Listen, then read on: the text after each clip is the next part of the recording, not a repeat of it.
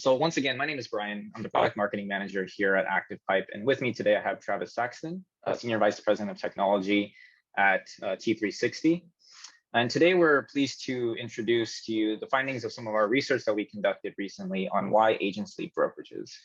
I think it's no surprise here that agent turnover is a real problem for many brokerages. So we really want to make sure that we dug in, have an unbiased sample size of people, ask them like, what is it that caused them to leave? How is it that brokerages can do better when it comes to agent retainment or maybe increase agent satisfaction, things like that. So when we were conducting this research, we were just saying how surprising it was for me, like myself, who was doing the conducting. So I think a lot of this stuff will be really useful for you guys today in terms of finding what it is that your agents actually care about from a brokerage. And go next slide here. Travis, would you like to talk a little bit about yourself and your background? Yeah, so thank you guys for coming here. I get to see the flip side of this conversation.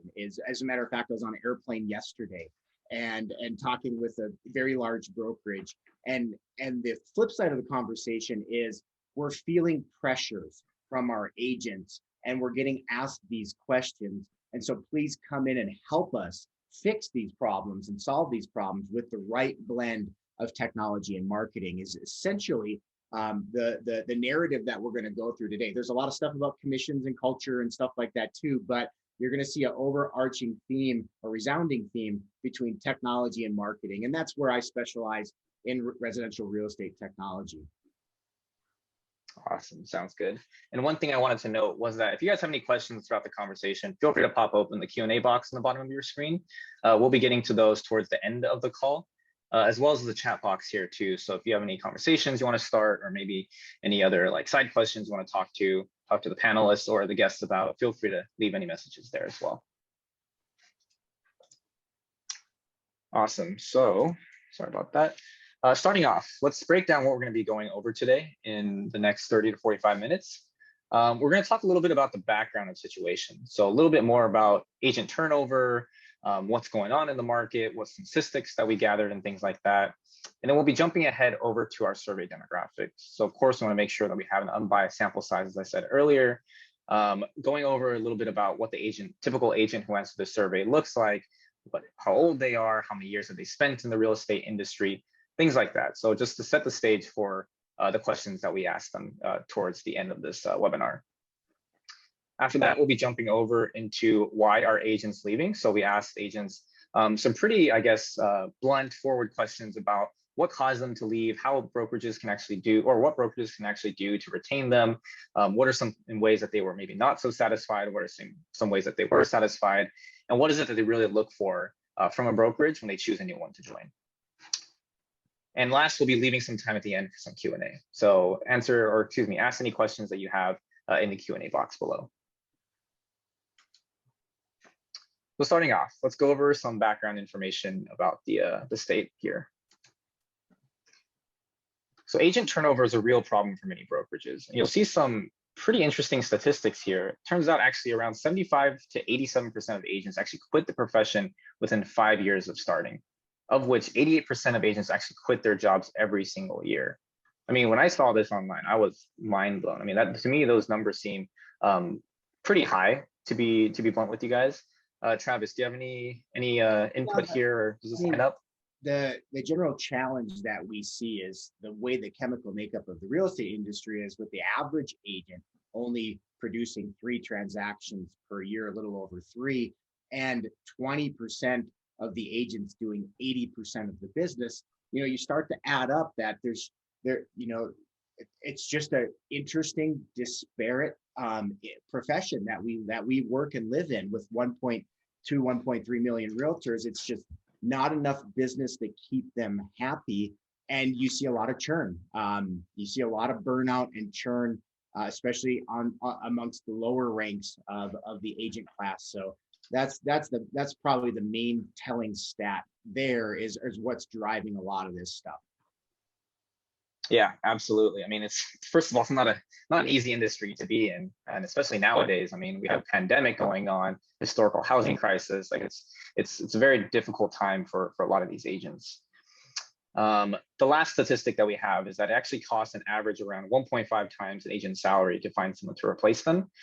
This is fairly standard across many, many different industries. The point is, costs like onboarding, training, hiring, recruiting, things like that, it really does add up. And it actually is really, really expensive to find a replacement for someone who's actually quit their jobs, especially in the real estate space. So not too surprising there. That number is relatively similar across many different industries.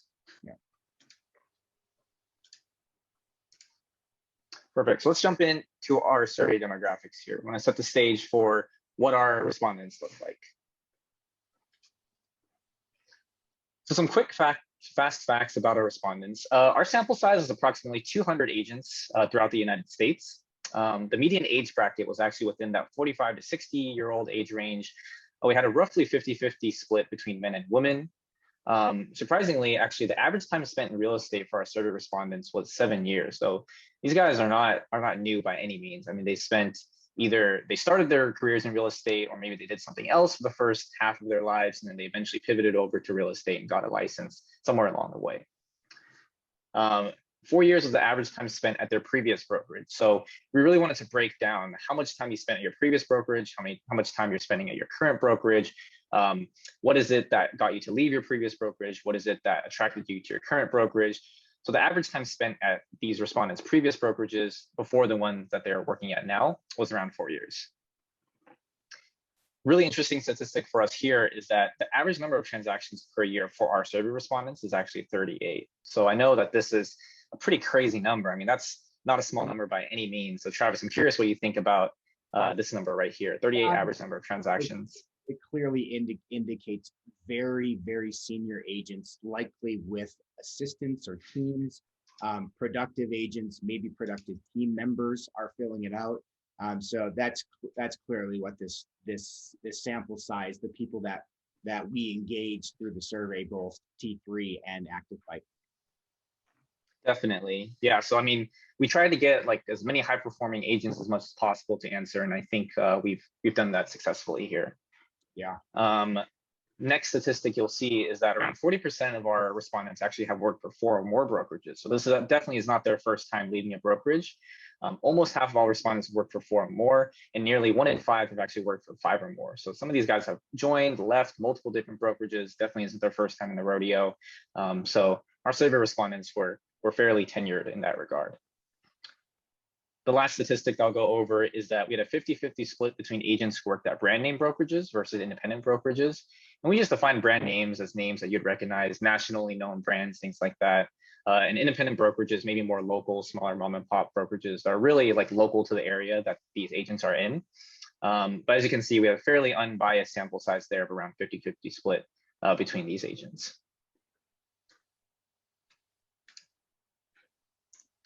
So why are agents leaving? Now we're going to jump into the actual survey results as well as the questions that will get asked our agents here. So the first question we asked our agents was, on a scale from 1 to 5, how well did your previous brokerage help enable you to sell homes? So the way that we posed this question was, I mean, obviously it's from a scale of 1 to 5, but if it's anything from like a 1 to 3 or perhaps 1 to 2, that actually meant that the agents believe that their brokerages were actually hindering them from selling homes. So they weren't making their job easy at all. It's actually making their job more difficult. I mean, this could be for a number of different reasons. We had a bunch of free-form answers here that we compiled. But you'll see that most brokerages actually fell somewhere in the middle, with 68% of all respondents giving them a score of 3+. On the flip side of that, that means around a third of all the agents actually believe that their brokerages were hindering them from doing their jobs. So that meant 1 in 3 of these agents actually thought that their brokerages were actually doing either a bad job, or they were making their job harder, making it harder for them to sell homes and things like that. So this was actually a really, really surprising early find that we had here. Yeah. The next question that we asked. Sorry, Travis, go ahead. Go ahead and go to the next question, because it's going to be a really nice segue here into a nice stopping point. But yeah, go ahead and go to the next question. Sure, no problem. So we had a follow-up question to that. So on a scale from 0 to 10 this time, how much value were you getting from your previous brokerage? The average answer was a 5.7, which is right around the average, but this suggests that agents actually don't believe that their previous brokerages are providing much value to them. So of course, the number we want to aim for here is maybe like an 8, 9, or 10. But the number here was a little bit lower than what we would have expected. Yeah, and this isn't uncommon. It's just like sports teams. When they're they're recruiting all these folks to play on your sports team, and once you get them there, we really lose sight of retention and really positioning what we do have and selling it internally. So perception is reality in many cases. And if it's not consistent, if your value proposition, whether that's culture, technology, marketing, commissions, whatever it may be, is not actively presented to your agents on a regular basis, you're not re-recruiting your agents every year. And that's what happens with sports teams as well, is people get disenfranchised and leave. And over time, that number degrades, that 5.7 goes down, down, down.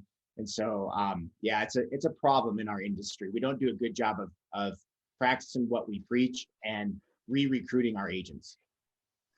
Yeah, it's a good point, actually. I mean, every year when like performance reviews come up, or maybe on a quarter by quarter basis, like really presenting the resources that the brokerage has to the agents, I think is really important. Whether, as you said, marketing resources, technology resources, but it's good to continuously build upon that relationship that you guys established when the agent first joined. We even suggest that brokers put it on their bill, put everything you do for them on their AR report or whatever you guys do, your invoice, and then ultimately you zero it out. But then every month or however often you do that, then the agent can see and are reminded of all the things that you're doing for them, because again, it's out of sight, out of mind. And most agents are drinking from a fire hose already, so they can't touch the average brokerage has 12.4 technology solutions. And so that's 12 that you got to remind them of, that, hey, you have access to this. And then all it takes is one person from across the street to come in and say, hey, we've got lead generation. Well, they didn't engage your lead generation, so why would they go leave just to get lead generation? So sometimes the grass isn't greener on the other side. Yeah, absolutely. Perfect. So next slide, we just broke down a little bit into a graph of what that actually looks like. So as you can see, we labeled the lowest score 1 as brokerages actually made it more complex and time consuming to sell homes. And we labeled number 5 as it took away all the menial busy work off my plate so I could focus on selling homes. And as you can see, what we're going to hone in on here is really that bottom third of people who gave a score of 1 or 2. I mean, 5 is clearly the least popular answer here, but on the flip side, you do see that 2/3 of people actually believe that their brokerages were somewhat helpful.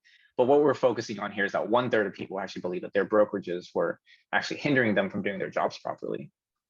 Yeah, and I think the moral of the story for me and my takeaway is we're moving to a society or to a industry that there's so many brokers for the longest time just checking boxes and buying tech and doing stuff like that, versus actually providing service and value to the agent that makes their job easier. And that's the single biggest takeaway. We're going to talk a little more about this because some other findings that we have reinforce this. But that's a good thing to remember here, is like when you go out and buy a CRM or a lead management tool or lead generation tool, it's not just about choosing it. It's about how do we help them use it and make it work for them so that they can get some of that busy work off their plate. We don't want to make them work harder, not smarter. Absolutely. Perfect. So let's jump into what action items brokerages can take in order to make sure that their agents are happy, and maybe some offerings that they can offer that agents are actually looking for when assessing a new brokerage. So we asked our agents what your previous brokerage could have done better. And we actually rounded out the top 3 here. And you can see in front of you, it says marketing, culture, and commission. So in some ways, this was surprising. In some ways, it wasn't so surprising. But marketing was by far the top choice for all of these agents. An overwhelming 38% of all of our survey respondents said that top marketing, better marketing was their number 1 priority in terms of what their previous brokerage could have done better for them. And I believe technology came in 4th, just in case you're keeping track. And so my biggest takeaway from this slide is I believe that agents, and I wholeheartedly believe this, that agents believe that sometimes marketing and technology are the same thing, when in reality they aren't. Marketing, in my mind, comes to the materials, the assets, the brand, the digital ad campaigns and stuff like that. but they're synonymous. They're synonymizing that with technology, and so they'll say things like lead generation and stuff like that, when in reality they really just want the byproducts of technology, which is essentially marketing them their services and the value to generate more business. So that was my biggest takeaway, was only 12% said that the previous brokerage could have done better with technology, but that's a very large response rate for marketing. And we'll dive into a little more why on the next slide. Yeah, absolutely. That's a good point. I mean, earlier we mentioned that agents want things taken off their plate, right? And I feel like a lot of these agents think that with the introduction of more tech and more things like that, like they're really getting more things put on their plates. And what we really want to focus on here is like, what can you do to make your agent's job a little bit easier and make their lives a little bit easier? So the second point was culture. So culture came close to marketing, with 35% of respondents saying that it was their number one priority. I noticed a question in the chat box asking how we define culture. So culture for us was defined by maybe more transparency between leadership and the agents, or maybe like more openness to feedback and things like that. Those are some free form answers that we actually got from our agents here, and we grouped that all into one category to define as culture. As you can see, it wasn't the top choice, but it came pretty close to marketing. Maybe a better workplace culture, or maybe a different workplace culture. But the point is, agents want their voices to be heard, and that's kind of what we gathered from the culture category here.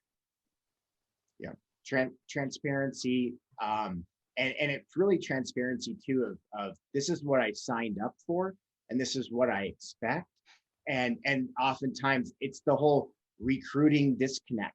Recruiters, managers, sometimes things are said and it's not always fully transparent, fully truthful in some cases.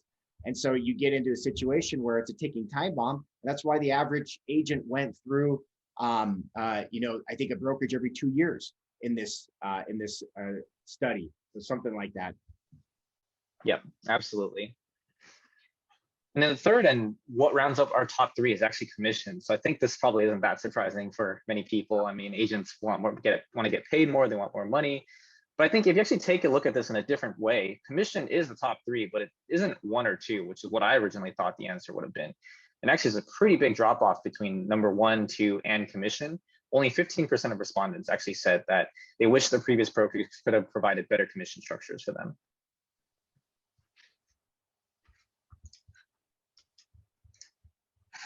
So we took some quotes directly from the free-form answers here. You'll notice that a lot of these agents really ask for better marketing, personalization with each client, informative content. So a lot of these agents really wanted like marketing teams or brokerages to provide more resources for them to use.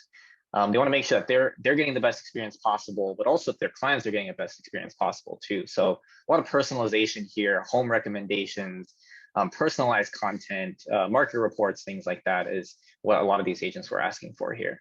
These are all underrated, underappreciated areas in residential real estate technology. So oftentimes we'll put the mechanisms in place to be able to create content, but then most brokerages fall short in the actual creation of the content. And so it's like, it's great that you got this wonderful, email marketing program or CRM, but if the agents aren't equipped with the easy button to go in, grab a nice branded template or automate a campaign, it's just not going to get used. And that's why one of the reasons why we see very poor agent adoption of CRMs in general is just because you just can't offer it up. You have to literally populate it with all kinds of rich, intelligent content, or the agents aren't going to use it. Yeah, that's a great point. Yeah, otherwise, I mean, it just seems like a chore. And what we want to do is make sure that, again, like we want to take things off their plate. All they have to do is hit send. They don't have to write things up themselves and set things up themselves too.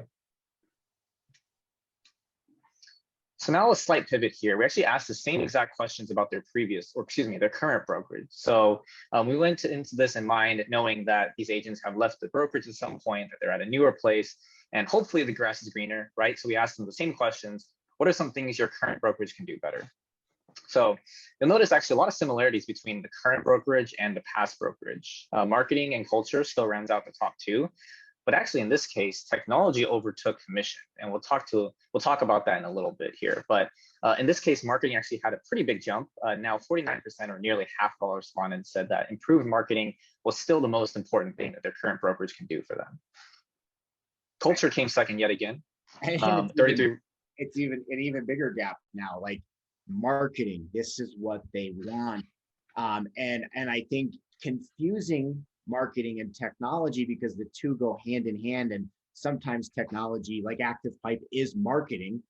So you could easily be confused, but essentially the agents want the byproducts of the technology platforms that they've been promised, that they're just not getting, they're not able to use because the marketing or the collateral and the materials aren't in a position where they're ready to go automated out of the gates. And the best takeaway I could give this audience here, and what this story is telling, is agents do not want technology, or I could say it a different way, agents do not want a CRM. I'm not bashing CRMs. That's not what I'm saying here. Is agents want the byproducts of the CRM. They want the automations, the workflows, the lead intelligence, the behavioral intelligence, and so on and so forth. That's the stuff that's going to help them make better and more timely decisions. And they interpret that as marketing, because then they go, okay, great. I know that Brian, my consumer, is on my website. He's looking at the marketing that we've done. And ultimately, I need to respond. And here's what I need to say and how I need to say it. And so it makes them look better, more intelligent, and they interpret all of that as marketing, yet it's technology that's underlying all of that. And our industry is not doing a great job in general of telling that story, that tech is the means to an end, but it's not the end. And so that's where we fall short a lot in real estate technology. Yeah, that's a great way to put it. I think a lot of people view like technology offerings as checking a box, right? Like, oh, I'm giving my agents this, they should be happy with it. But really what they're looking for is a service to be completed. So CRMs are a good way to organize your contacts, for example. What they're really looking for is an organized way to see their contacts. So it's really, as Travis put it, a means to an end, not the end itself. So moving on to culture. I mean, culture also rounded out the top two yet again. 33% of respondents saying it was their #1 priority. But most surprisingly is that for the current brokerages, people actually believe that commission, it's okay. Like they're doing a little bit better in terms of commission, but technology actually became more important in their current brokerages. So I kind of attribute this maybe to like sort of like a Maslow's hierarchy of needs type of tier system, where like you leave one brokerage to join another, right? Like, the commission structure might be a little bit better, that you're leaving for better pay, whatever it is. But once you get your money sorted out, right, what you're really looking for is that service experience. So now you're actually looking for things that are a little bit higher in terms of need, like maybe better tech offerings or better marketing offerings and things like that. So I think in many of these agents' eyes, like the grass was green on the other side. They saw better opportunities, better pay, things like that. So now they're looking for things beyond that. Yeah, agreed. Yet again, we pulled some direct quotes from our agents here. I mean, as you can see, marketing was still really, really popular. Deploy outbound and inbound marketing, give me more tools to generate more leads, more marketing support that is effective. So clearly agents really, really care about the marketing their brokerages are doing on their behalf. Yeah, the middle quote tells a really interesting story, because it's like that agent really doesn't want more tools. They don't want, they want the tools to be smarter, better, generate more leads, and it's the byproduct of the tool itself. And so that's a problem that we get into, and we, that with the average brokerage having 12 technology tools offered up to the agents, and the agents probably have access to another 20, 30 through their MLSs, associations, coaches, and stuff like that. They already have too many. And so now it's a matter of how do we refine and find the ones that work the best. And that's really what they want. Absolutely. Perfect. So earlier we asked the question about how well their brokerages were actually giving them value, helping them with their jobs, things like that. So again, we just asked a similar question, but now about their current brokerages. On a scale from 0 to 10, how much value are you getting from your current brokerage? So you'll see that actually there's a slight increase between people's opinion of their current brokerage as well as their previous brokerage. approximately a 30% increase in the satisfaction, we call it. This could be attributed to things like, again, like commission was figured out, they got better pay, they got what it is that they were looking for these from these greener pastures.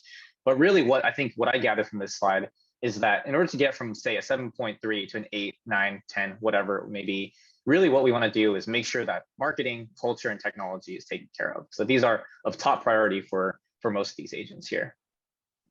Yeah. And it could be a little bit of recency bias too, because, you know, it's like what you're experiencing now and where you came from, you knew you had challenges, issues, and pain, and it's caused you to move. So I think I bet we could ask a ton of agents this, and there would almost never be an agent that was flip-flopped between current and previous brokerage. It'd be pretty rare. Yep. Perfect. So the last question we actually asked our agents was, and I know maybe a little bit confusing, but I'll walk you through how we interpret this graph here. We asked our agents, what services are most important to you when looking for a new brokerage? So on the left here, you'll see different categories that we included: email marketing, brokerage provided leads, SMS, text messaging, social media, things like that. And then we asked them to either rate them as 1, meaning number 1, this is a top priority for me, or number 10, a bottom priority for me. So what you'll see in the red is that it's actually pre-sorted based on how many people put what category as their first choice as number 1. So as you can see, email marketing had around 35% of respondents saying it was their top choice when assessing a new brokerage. Number 2 was brokerage provided leads, around 20% there. SMS and text messaging around maybe 11 or 12% there. Social media, 8 or 9% there, and so on and so forth. So clearly, email marketing, brokerage provided leads, SMS and text messaging, 3 very, very like marketing heavy like categories are a top priority for our agents when they're looking for a new brokerage to join.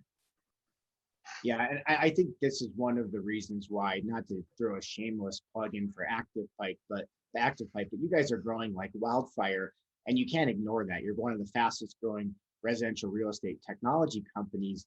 And that is because the email marketing is the byproduct of the CRM that the agents actually want.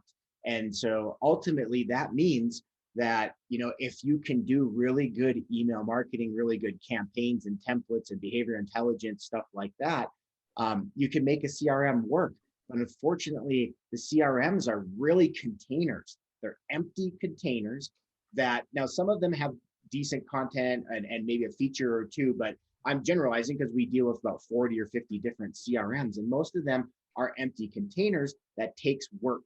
And that work, the agents, the time, the labor, they just do not have that energy to make it happen. And so that's why we see poor agent adoption numbers. And the best use of your time, if you're running a brokerage, is going to be, how do I provide valuable content? And probably one of the best examples I can give you is what John L. Scott does up in the Pacific Northwest. They may not have the best CRM, they built it themselves, but what they do is they focus exclusively on the content, and agents love that stuff. All the different types of marketing reports and videos and stuff like that. That's what really gets used. So take that nugget away, as you're growing or implementing technology, picking the right system is not even half the battle, it's a quarter of the battle. And then the right commitment to that system, the right marketing materials makes up the other 75%. So you still got work to do after you check that box. Yeah, it's a good way to put it.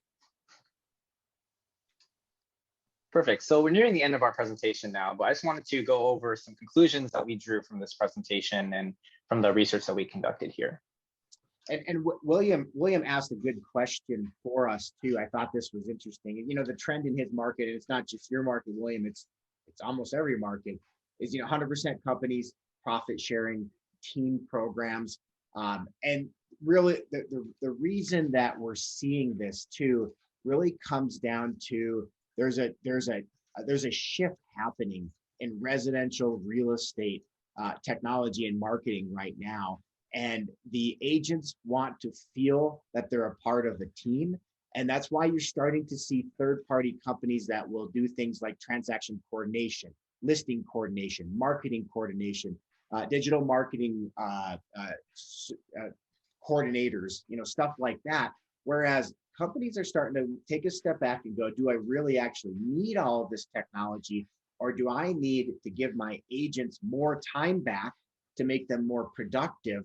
And there's a couple different ways you can do that, as we've identified earlier. Automation is a big one, but coordination is a close second, where you bring in transaction coordinators like a Transactly, for example, that they can do that. Even ISAs, lead nurturing. Again, automation. ActivePipe does a lot of automation in this area, but you can have OpCity, Verse, players like that do a really good job from an ISA, outsourced ISA. So we're starting to see a trend towards outsourcing, because then the agents are actually getting what they want. Yep, absolutely. I've actually used exactly myself when I was a sales rep, so I know exactly what you're talking about. Yeah, and John asked a good question here. In a typical mid-large brokerage, what role usually has the responsibility to train the agents to use the tools or the technology? Large brokerage, I'm going to say, if there's like a director of training, director of support services, something like that. It's a 1 to 2 person, maybe 3 person team for a very large one. And then they're in charge of working closely with the technology division and marketing division to say, whatever you guys decide, will help you implement and roll out. And then once you start to fall under large, and large for me is probably about 1,000, maybe 750 and up. Once you fall under 750, then it's kind of Wild West. You might have the CTO, CMO work with the operations director, and they're all wearing multiple hats, and they're kind of teaming up, where there's really no one truly in charge of driving adoption and awareness and training and stuff like that, but they all tackle it by committee. Cool. Perfect. Yeah, I mean, if there's any more questions, feel free to either drop them in the Q&A box or the chat box. We'll be happy to answer those as well. So the first conclusion I think we drew, myself personally, was we actually saw that many agents believe investing more in client relationships that will drive business. So a real estate focused lead nurturing platform might be a really, really good way to solve this. The point is, we want to make it easy for agents to identify high value prospects that are ready to buy or sell right now. So normally this is a very menial, like tedious process. An agent has to maybe go through their CRM, look through their notes, figure out like, oh, this is a good prospect. Maybe this one I'll leave in the pipeline for a little bit longer, or reach out to them 6 months from now or whatever. But the point is, technology and marketing tools that help do this for the agent exist right now. So we want to make sure that we're investing heavily into this, making sure that agents are getting, again, many things taken off their plate. The only thing they have to do is pick up the phone, talk to customers, tour houses, and things like that. And as a result of this technology, agents can actually get leads delivered straight into their inbox at the exact moment they're ready to act. So this goes into a little bit more about technology side, where we're using data to really gather and sort some of our customers and their clients and things like that. But whenever any of their customers are ready to act or buy or maybe even sell, agents can get immediately notified of that. By the way, one of my favorite features also for cross promotion of ancillary services. That's so important as you're driving ways to get more efficient in your operations. If you have mortgage, title, insurance, whatever, the ActivePipe is one of the highest recommended tools from our perspective, simply because you can move that connection up the funnel, and then use the intelligence and behavior intelligence in the system to cross promote these products and services. Yep, awesome. So yeah, just harping on what Travis mentioned just now. So there's demand for better marketing tools, especially with email marketing. Shameless plug there, but I mean, the truth is, data is the new oil. I mean, people hear that all the time from all these big tech companies that exist, and in the real estate industry, it's really no exception. I mean, people's like their desires are changing. Maybe like the types of home they want to buy are changing. We really want to make sure that we have a good way of harnessing the data on our customers from the agent's perspective, just so they know who to contact, what to contact, which property to contact about, and when to contact them. So we really want to make sure that we're investing heavily in better marketing tools and lead nurturing and relationship nurturing on behalf of our agents here. Yeah, and there's a good adage here, and I maybe the term data is the new oil is like, it's super interesting. It's what drives the car, but really it's the, you know, it's the steering wheel, the panel, and all of the stuff in the car. Those are the insights that come from having a car that runs, right? And so that's the thing that's missing most, is consumers want insights, not data. And so does your agents. Your agents are your consumers. If you're a brokerage, they want insights, not data. And we haven't done a good job of doing that in the industry, is creating the insights that they can take action on, or that an action is served up or automated. And that's, Ed asked a good question on, you know, CRM adoption issue. Yeah, the average CRM adoption is between 20 and 25%, with lows in the 10 to 12% range. I've seen single digits too, and highs maybe 40 to 50%. There are rare unicorns that can get 100% adoption, that they do it by mandating it. Like, you're not going to get paid unless you're putting starting the transaction actually in the CRM, and it flows into the transaction management. But the three biggest areas that you can drive adoption are: one is automation, two is doing it for them, which would be more of a full service white glove support. Three is you provide so much good content and value that they want to use it. And then so those are the kind of the big three. And some people are better at it than others, and some people are better at telling the story than others too. And a good example is Compass. Compass does an amazing job with their brand, their content, and stuff like that. And that's why that's why a lot of agents at Compass love that brand, because they've got good marketing materials. And so that's something you can take away from your brokerage. Is there's probably never enough. There's never enough. When you think you've got enough, go and build 2, 3 more, 4 more housing market reports, neighborhood reports, whatever the case may be. We've got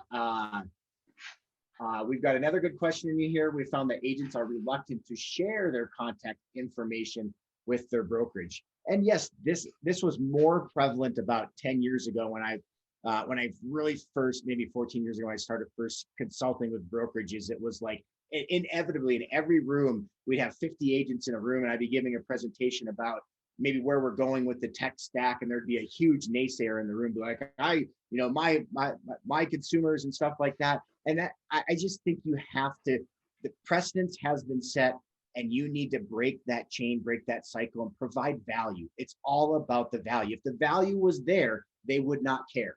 And that's something that's not happening. There is not enough value in your current CRM or tools to overcome that objection.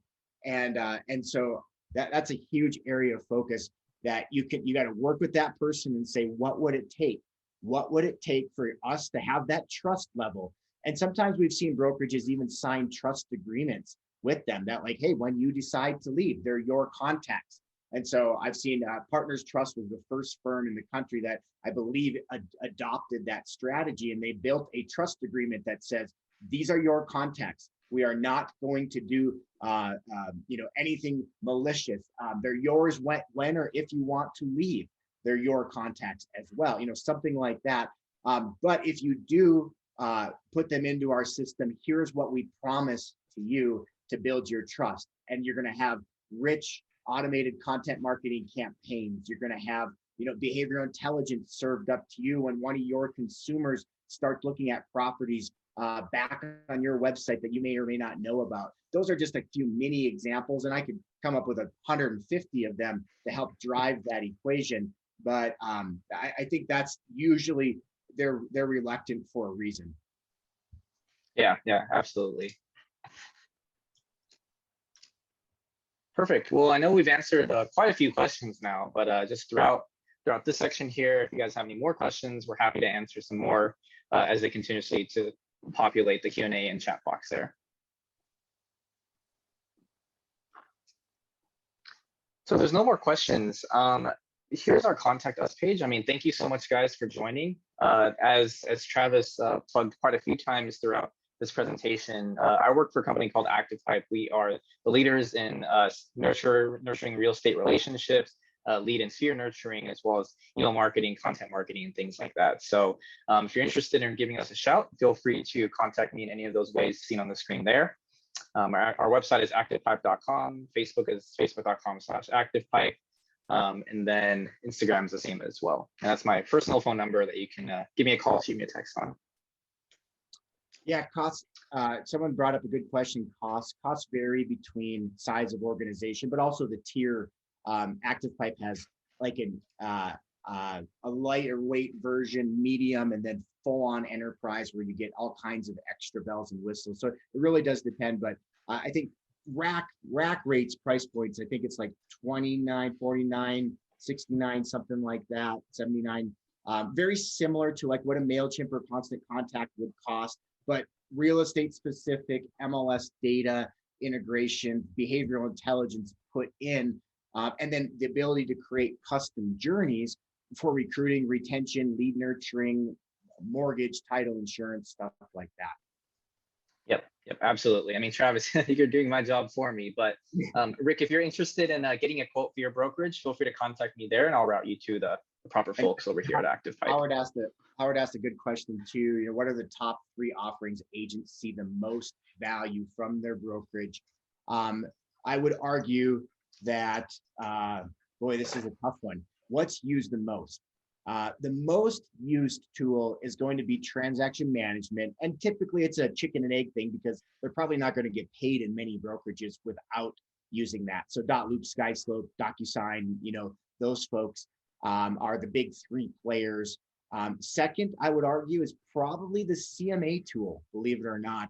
CMA, and then third, or very close neck and neck, would be email marketing. Email marketing, CMA, believe it or not, CMA is one of the biggest driving factors in CRM adoption. So you'll see companies like MoxieWorks, Inside Real Estate, trying to think, Property Base has a very good cloud CMA integration, and then Moxie, Inside Real Estate. Trying to think of Constellation has their own built-in, and as a result, they get very good adoption. So yeah, it's those are probably the biggest 3. Obviously, everybody wants lead generation, but are the agents willing to do the work? The answer is actually no there. And so it's almost better to have ISAs, listing coordinators, marketing coordinators, digital marketing coordinators, and then just hand a perfectly scrubbed and vetted lead to an agent is what's going to really appeal to the masses. And I know, Howard, you and your guys' team does that at JPAR. So that's going to be the most common. Awesome. Well, yeah, this is the end of our presentation here. Thank you so much, guys, for joining. As I said, all my contact information is on the screen here. So if you're interested in learning a little bit more about ActivePipe, maybe you have a few follow-up questions that you didn't get to ask throughout this presentation, I'll route you towards the right resources. And yeah, that's about it for our presentation. Thank you so much for joining us. And thank you so much, Travis, once again, for joining us as well. We really appreciate your insights.